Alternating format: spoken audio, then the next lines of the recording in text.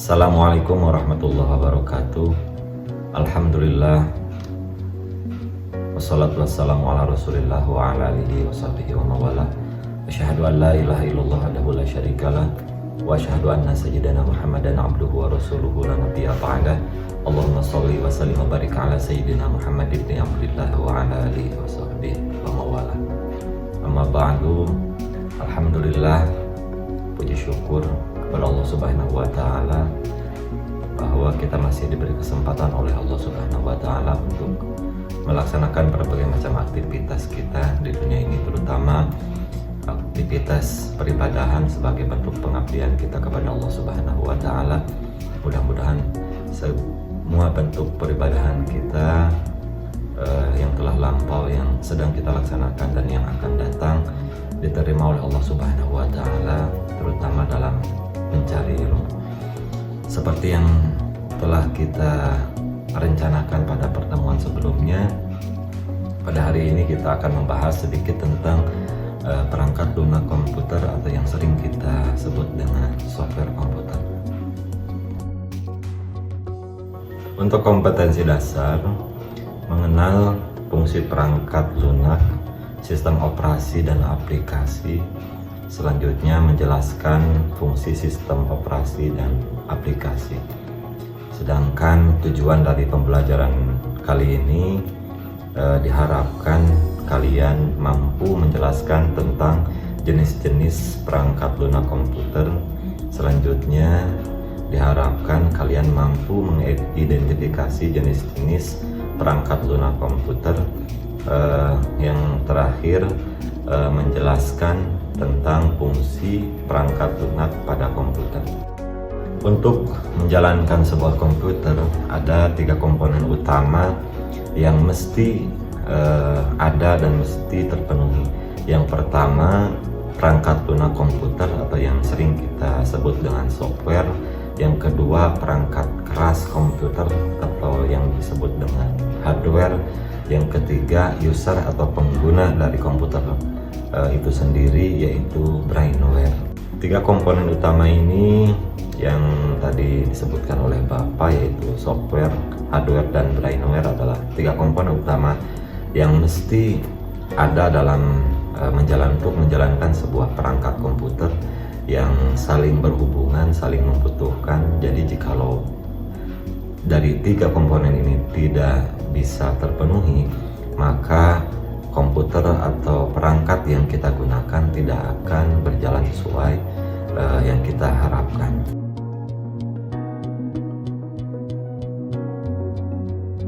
Seperti yang telah kita ketahui bahwa software ini adalah perangkat lunak pada komputer. Untuk pengertian definisi atau arti dari software itu sendiri adalah software itu merupakan salah satu program yang digunakan pada komputer untuk dijalankan berupa instruksi-instruksi atau perintah pada komputer yang dapat dimengerti oleh komputer itu sendiri. Software inilah yang menjalankan berbagai macam-macam perintah-perintah atau instruksi-instruksi pada komputer dan mengoperasikan perangkat keras pada komputer. Seperti yang telah kita ketahui pula bahwa software itu sendiri berbagai macam jenis, berbagai macam kegunaan, hingga berjuta-juta mungkin jenis dan ragamnya. Seperti salah satu contoh, ada beberapa fungsi software yang memang khusus untuk digunakan mengolah kata, mengolah data, mengolah angka, hingga untuk mengolah multimedia seperti animasi, video, dan mengolah gambar. Untuk contoh, kita terbiasa menggunakan software atau aplikasi pada komputer untuk mengolah angka, untuk mengolah kata, untuk multimedia. Seperti yang sering kita gunakan untuk mengolah angka, kita bisa menggunakan Microsoft Excel, dan masih banyak lagi macam jenis untuk mengolah angka yang berbentuk software pada komputer ini. Selanjutnya, aplikasi atau software yang sering kita gunakan untuk mengolah huruf atau mengolah kata, kita sering menggunakan Microsoft Word ataupun Notepad, atau masih banyak lagi aplikasi atau software yang bisa kita gunakan untuk mengolah kata. Selanjutnya, contoh untuk aplikasi atau software mengolah multimedia seperti video, gambar, ataupun apapun yang berupa multimedia, kita bisa menggunakan Adobe Photoshop untuk mengolah gambar, mengolah foto, mengedit foto, sehingga kita bisa menggunakan software tersebut untuk editing ataupun membuat hal-hal yang memang berhubungan dengan multimedia. Ada banyak contoh-contoh untuk mengolah multimedia seperti Adobe Photoshop, Adobe Premiere untuk mengolah video, Adobe Illustrator untuk membuat gambar, membuat logo, ataupun membuat hal-hal yang memang berhubungan dengan gambar, ataupun masih banyak lagi aplikasi-aplikasi untuk mengolah video, mengedit video, sehingga kita bisa menggunakan aplikasi tersebut dengan maksimal seperti Adobe Premiere, Adobe After Effects, dan sebagainya. Baik, selanjutnya kita akan membahas sedikit tentang sistem operasi pada komputer. Sistem operasi ini adalah salah satu perangkat lunak pada komputer yang berfungsi untuk menjalankan perangkat komputer dengan cara mengendalikan dan mengontrol perangkat-perangkat yang ada, serta menyediakan layanan antar muka berbagai perangkat dengan aplikasi-aplikasi yang ada. Untuk contoh, berbagai macam sistem operasi pada komputer ataupun ponsel seluler, ada beberapa sistem operasi yang sering kita dengar dan sering kita gunakan, yaitu sistem operasi berbasis Windows, Linux, ataupun Mac OS, atau pada seluler kita bisa menemukan atau sering kita dengar dengan istilah Android ataupun iOS. Setelah kita mengetahui tentang dasar-dasar sistem operasi dan arti singkat definisi dari sistem operasi ini, timbul pertanyaan, apa sih fungsi dari sistem operasi ini? Sistem operasi pada komputer berfungsi untuk mengatur sumber daya pada komputer itu sendiri, menjalankan operasi dasar, menyediakan antar muka pengguna agar mudah untuk diartikan, didefinisikan, sehingga kita bisa mudah mengerti tentang bahasa komputer. Selanjutnya menyediakan fasilitas untuk program, mendeteksi error dan respons, dan juga tentang accounting. Baik, anak-anakku sekalian, kali ini kita akan membahas tentang contoh daripada sistem operasi.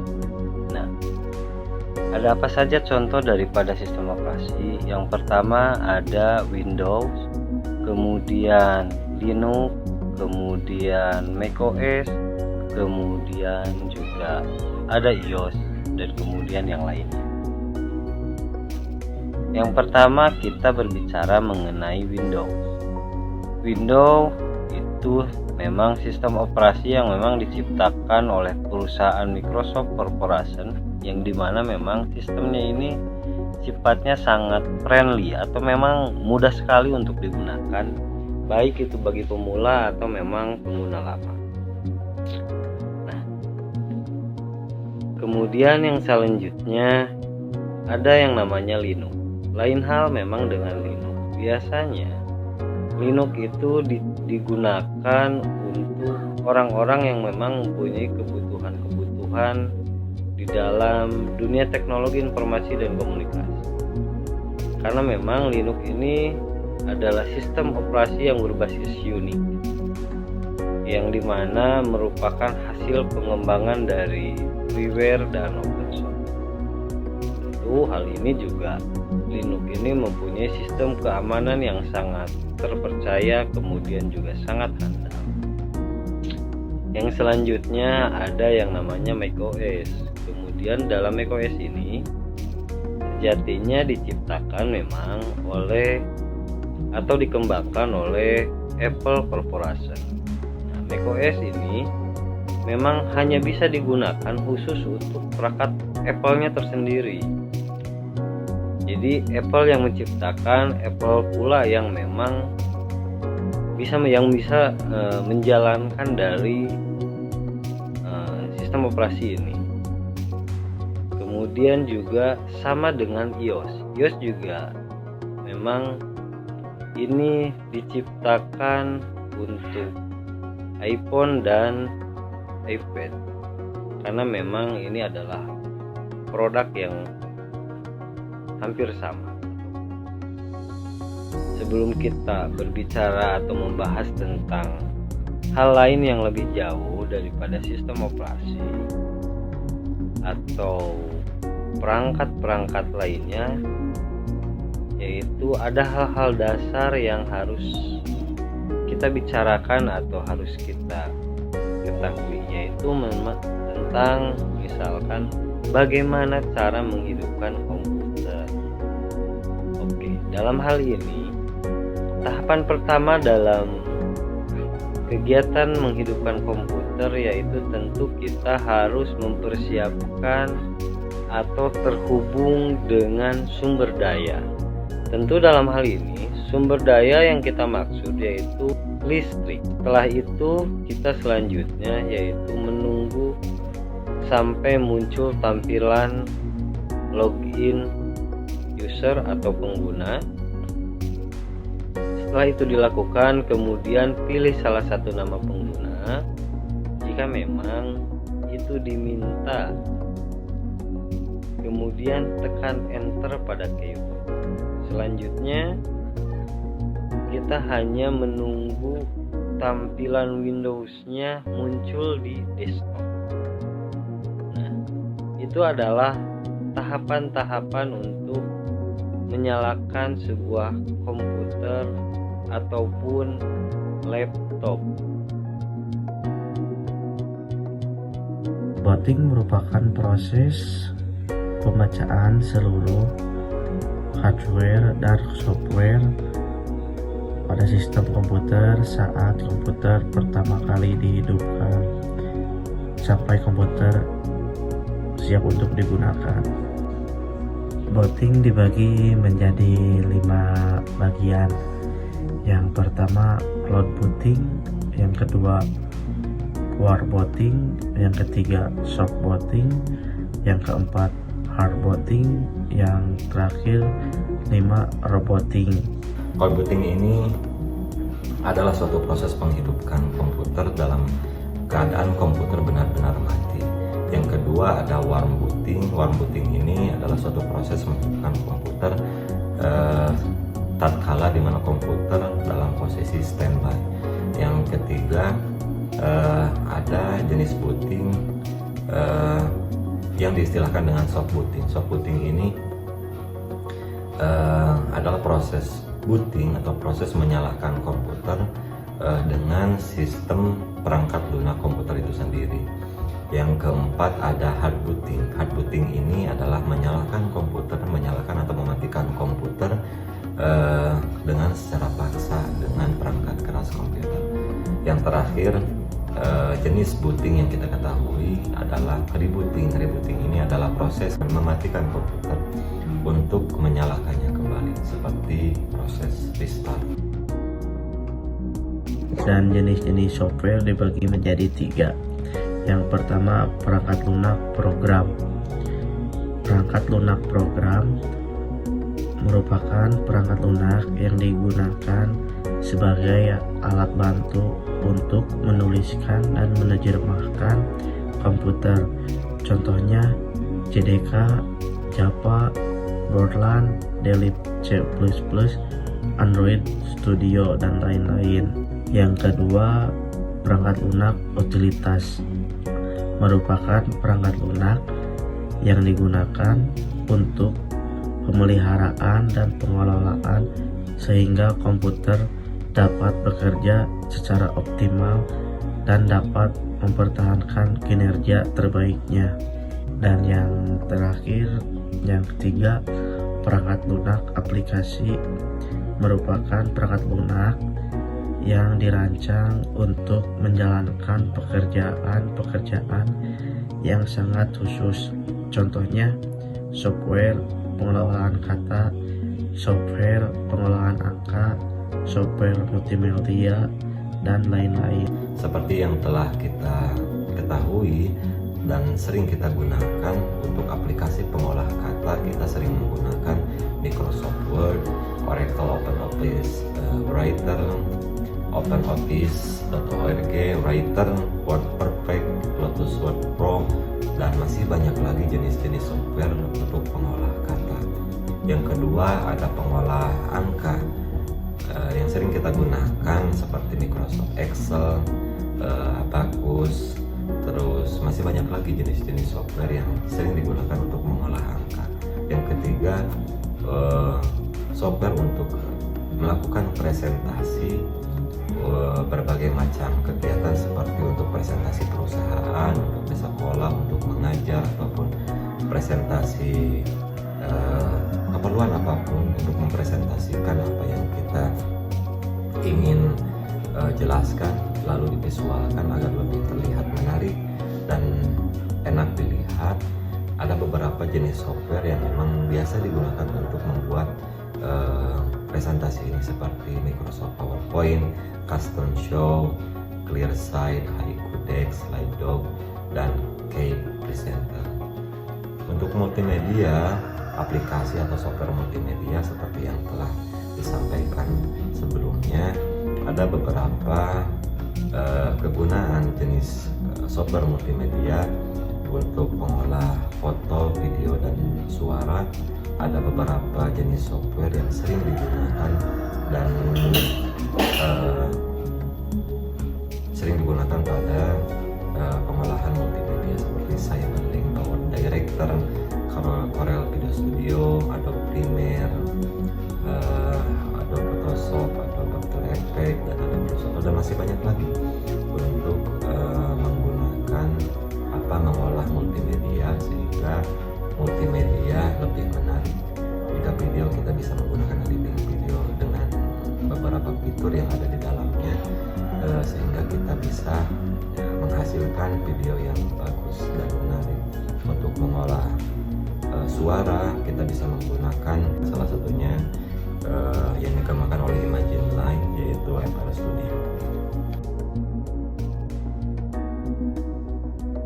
Dan definisi secara umum, lisensi diartikan sebagai izin atau penyerahan hak atau sesuatu dari satu pihak ke pihak lain untuk melakukan produksi atau suatu produk atau jasa tertentu yang sebelumnya telah dipanenkan. Salah satu manfaat dari lisensi ini, kita dapat memberikan trust issue atau kepercayaan kepada konsumen terhadap suatu produk agar lebih percaya kepada kita sebagai perusahaan atau sebagai penyedia jasa yang telah melakukan, yang telah punya lisensi. Ada beberapa jenis-jenis lisensi yang ada pada saat ini adalah retail, seperti retail software, OEM software, shareware, tripleware, demo software, adware, public domain software, freeware, lisensi MIT. Baik, mungkin pertemuan kita pada hari ini dicukupkan sekian. Mudah-mudahan apa yang telah saya jelaskan mendapatkan suatu kemanfaatan bagi kita semua, terkhusus bagi saya, umumnya bagi kita semua. Dan mungkin mohon maaf bila ada kata yang kurang berkenan kepada kalian semua, mohon maaf. Dan jika ada salah kata, itu murni dari kebodohan saya, dan jika ada benarnya dari apa yang saya ucapkan adalah milik Allah Subhanahu wa Ta'ala. Usikum bitaqwallah wallahul muwaffiq ila aqwamit thariq. Assalamualaikum warahmatullahi wabarakatuh.